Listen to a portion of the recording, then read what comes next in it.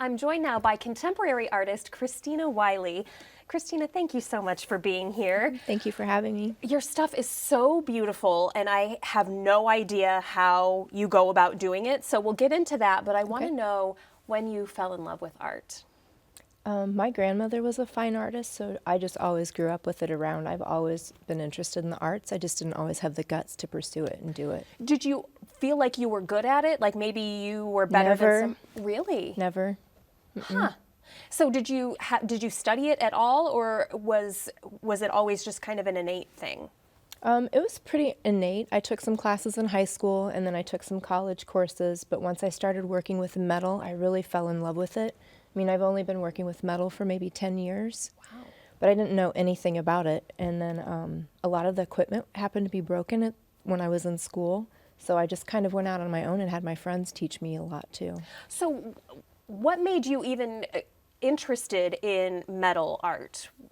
I took a sculpture class and they taught me how to weld to do the interior strength of sculptures and things. And once I started working with metal, I just really liked the strength and durability of it. And then once I worked with it more, because of course we had more projects, I was really intrigued that I could build such strong feminine figures out of such a masculine material. Like it just really intrigued me. I think that's why I'm so drawn to your work, because some of them almost look like dress forms. The busts, they're so beautiful, and yet, yeah, it's like a juxtaposition with that hard material. How do you go about starting a piece? Do you sketch first? Tell me how it all works. If I sketch, it just consists of wiggly lines. I mean, it's never like, okay, this is exactly what it'll look like, because in the process, it just always changes. It never exactly looks like I have anticipated. I kind of let things create themselves.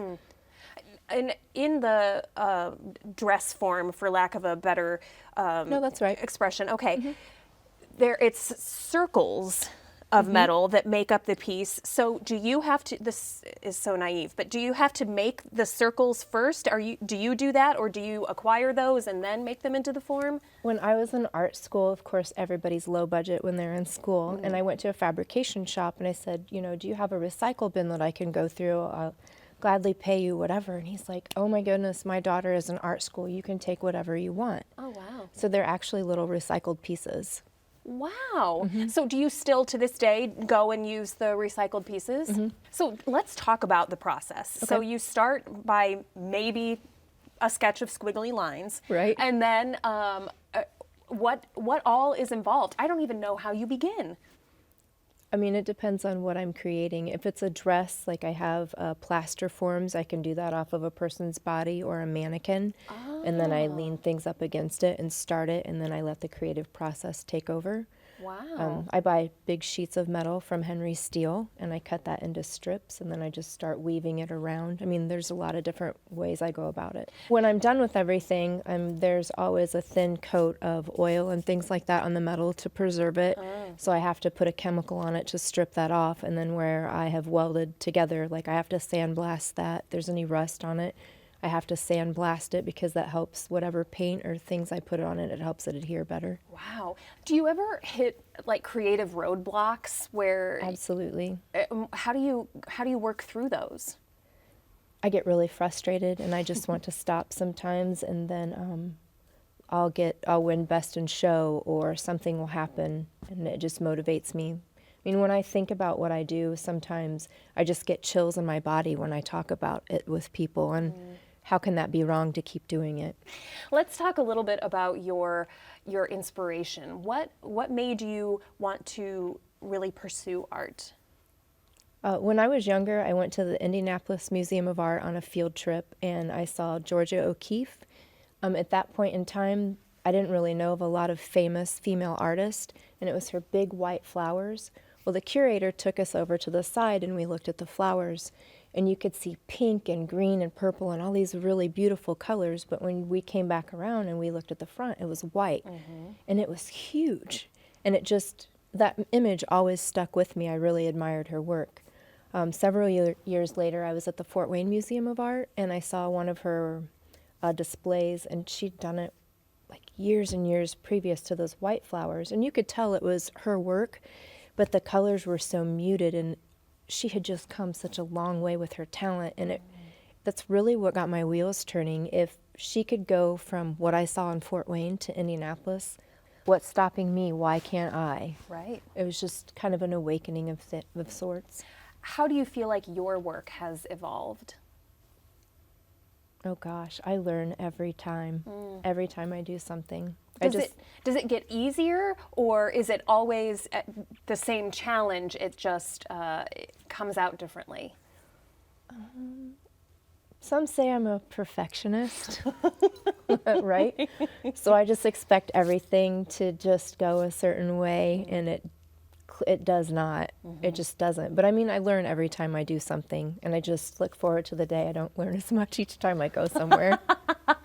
So it's so interesting to me to think of you seeing Georgia O'Keeffe's work as a young girl and how that made you feel. Does it ever occur to you that your work could have that effect on people? It didn't for the longest time, but my series choices, I had fallen off of a horse and cracked some bones in my back, and I'm a go, go, go person. Yeah. And I just was determined I wasn't going to let it make me mad. You know, everything happens for a reason. So I went out in my walker literally and sat in a chair, and I started my first bust. And something just kept telling me to make more, and I did. And I did, because I mean, I could sit and do it. And then, I mean, it just kind of created itself. Like, it was just supposed to be about breast cancer, and it ended up encompassing, like, so many things. And, I mean, it primarily affects women because it is a female bust series. But, I mean, I've had men come up and talk to me about things that they've experienced seeing it, too. I've traveled around, and I've spoken about it, and it's brought people to tears. And, I mean, people that have had drug addictions, that have lost children, it just really, really affects them. It's a 7-series sculpture. Like I said, it started about breast cancer. I read a lot when I had injured my back as well, and I stumbled upon something called kintsugi. In Japan, if you break your fine china, you don't just discard it, you send it away to be repaired. And when you get it back, all those crevices are filled with gold. So not only is it more valuable, it's more valued because it has a story. Wow. And that just really intrigued me. I'm like, well, what if people felt that way about the bad things that had happened in their life or tumultuous things they had gone through? Sure. So in my series, the first one is a whole woman, and then it eventually deteriorates, but the female figure starts to rip, and everywhere it's ripped, I lined it in gold, meaning that, you know, wherever you're at in this process, it's meant to make you more beautiful and stronger. It's not meant to tear you apart. But when people see it as a whole, they're like, oh my gosh, I'm this one, this is where I'm at. And it's kind of an awakening for those people. Like, am I going to let myself turn into something that's not recognizable? Or am I going to, like, heal myself and become better because of it? Wow. I'm so glad we got to hear the story because it's one thing, you know, to look at the series and to appreciate it, but to know kind of the story behind it is really beautiful. Oh, thank you. What's next? Do you have any idea what you're gonna? I'm working on a series called The Four Seasons. I want to do a dress themed on each one of those, and I actually am planning on taking the first part of the series to New York in April. Wow. So what does that look like? I haven't started it yet. It's just all up here. Wow. And do you have an idea what it's going to be, and does it scare you that might not come to fruition, that it might turn out completely differently? The biggest lesson I learned in art school, thank you, Michael Berman, is to let things create themselves. I mean, I never go in blind. I don't know what I'm going to do today and create this big thing. Like, I always have a general idea, but if I put a piece of metal somewhere and I really want it there and it falls off or it bends the wrong way, throw it over my shoulder and grab something else. I mean, it's just not supposed to be there. It's not always what I want. It's just something that should be organic and happen, if that makes sense. It absolutely does. What would you say is the greatest lesson you have learned from your art? When I do my art, that is the only time I I don't have to be in control. I can just let it go and just let things create themselves. Just let it be. You're not in control of everything. Wow. The perfectionist part. Yes, I think I would have a really hard time as a perfectionist being able to do that. What is your favorite part of the artistic process? The completion. Really? A lot of people tell me that it's the process itself. So, but you love, and is that to say when one piece is finished or when a whole series is finished? Both. Like my Choices series, I didn't expect it to be what it was, and I just did the individual and then the whole. And being a perfectionist, you never think it's good enough. You never think it's good enough. You think, oh, that's too bright, or oh, this isn't the way it should be. But then when it's done and you see it as a whole and you're able to walk away from it and go back, you're like, it's exactly how it was supposed to be. I like that part. Oh, 'Cause I don't realize it when I'm in it. wow. Fantastic. Christina, your work is beautiful, and Thank I'm you. so glad we got to hear the story behind it all. Thank you so much for sitting down with me today. Thank you for having me.